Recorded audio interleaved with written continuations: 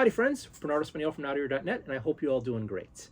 Today I'm going to start something new and hopefully regular, and I'm going to talk about what we're going to be working on this week on the painting table, because yes, painting is coming back. I need a little bit of break, but we're coming back, and we're coming back with this stuff. So, let's talk about it. A whole bunch of stuff has been happening in the world of minis since the year started, even a little before the year started. But this year we've gotten hit with a whole bunch of new game systems. If you follow GameFound, there's several new games happening every week. A bunch of other game systems are coming out with some new stuff. But let's slow that down a second and talk about first what's happening this week on the game table. This week on the game table, I'm finally going to jump into Aliens: Another Glorious Day in the Corpse. I'm almost done assembling all the miniatures that I need for that, and then we're just going to start painting them. For the humans, I'm going to try to give them pretty close to what they have that they should look like in the board game / movies, but I'll make their colors a bit brighter. For the aliens, I'm going to give these guys maybe a light to heavy dry brush of Retributor armor. Why? I've watched a few battle reports of this game, and the aliens get lost. It's a really dark board with lots of black tones on it. And what do you see there? Black aliens. Like completely Vanta black aliens, it seems. And they just get lost amongst themselves.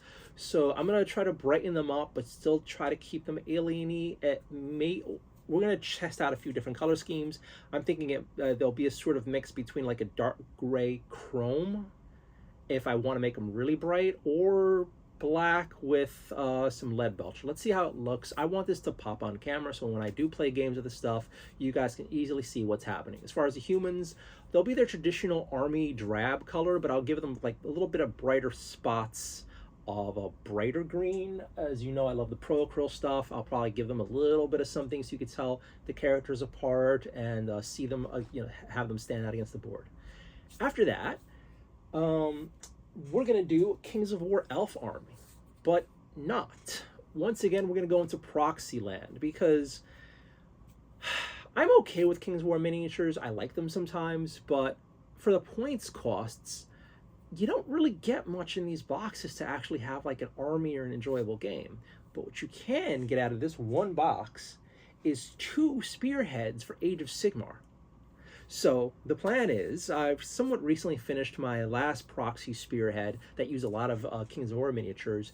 We're going to start 1, maybe 2 entire spearheads out of this box of elves for Age of Sigmar spearhead.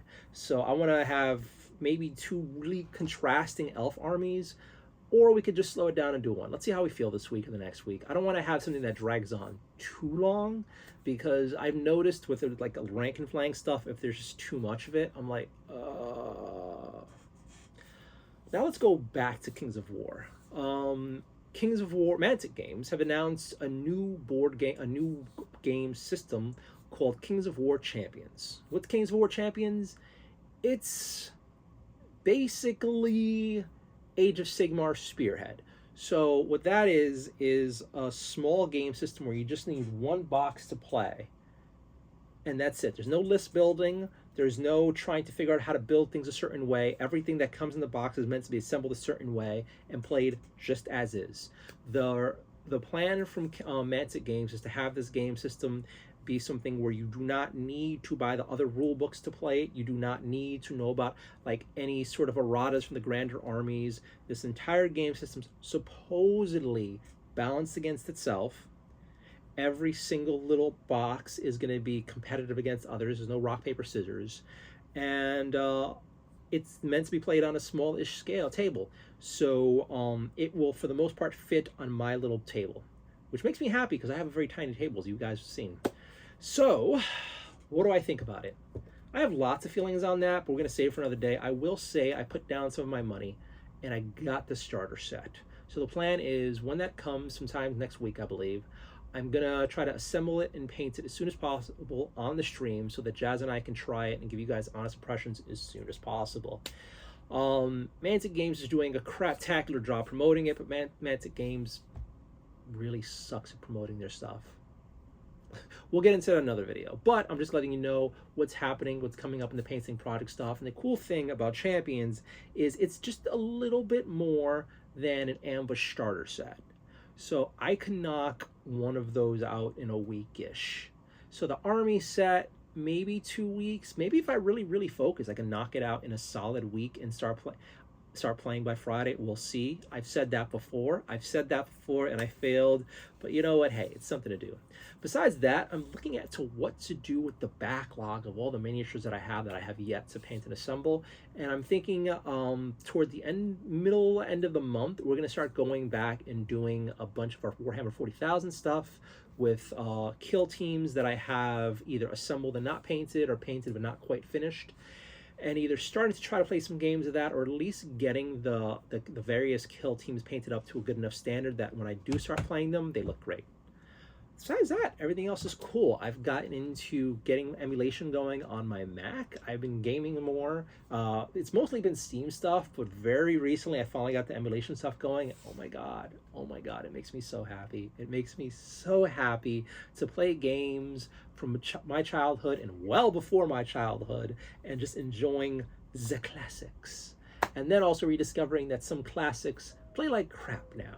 But you know, baby me, when I played those games, it's just like, oh my god, this is amazing. But now it's just like, wow, I like this, eh? So I think I'm gonna keep the gaming streams happening. No one watches them, almost no one watches them, but they make me happy. And that's the important thing. So maybe 1 or 2 days out of the week, there'll be some gaming streams where I do some Sega 32X or Nintendo Entertainment System or Sony PlayStation or Sega Dreamcast. Stuff like that, and just enjoy. There's also Steam. I've very much been enjoying Unholy. There's a whole bunch of cool games like that. The Mac actually has some games that I can play and enjoy. We shall see. I also have my fight stick here, and I look forward to playing a bunch of retro games and trying to get good at them. So I'm excited, I'm hopeful, and yay. Anywho, I hope you're all doing great. I'll chit chat with you all later, and I hope you have a sensational week. I'm in a good time. I'm saying goodbye, but I'm like, yeah, I'm in a good place right now because I'm looking at the news, and for the most part this year, the news has been good. The world is changing. America is changing for the better again. Things are improving or fixing themselves. People are getting past old stupid beliefs. It seems like we're headed in the right direction. The world is headed in the right direction, and that helps. It's nice having hope again for the future of America and like what can be done and all that stuff. And I'm making some personal progress on several things. So we shall see. Anyway, I'll chat more about that later on. I hope you all are doing great. Have a sensational week. If you have any questions or comments, leave in the comments. Be respectful. And I'll see you guys soon. Bye.